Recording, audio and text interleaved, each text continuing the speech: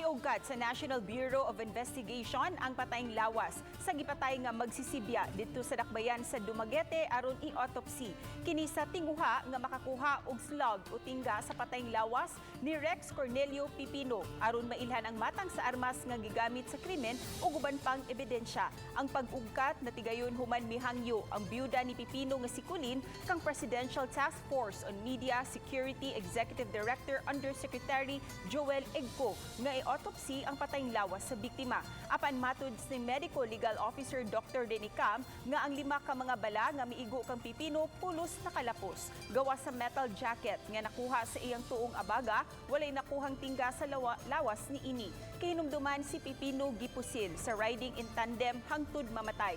Siyam na kabuwan ang nakalabay didto sa Barangay Bantayan, Dumaguete City, samtang pauli na siya uban ang iyang asawa. Nunot sa pag-take over sa Department of Justice sa kaso, malaumon si Colin nga makalihok na kini aron masilutan ang mga mamumuno ug ang utok sa pagpatay sa magsisibya ug sa pagkabot sa hustisya.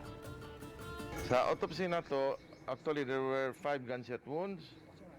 All of them exited. So ang ato lang nakuha was a copper jacket sa shoulder nga exit wound.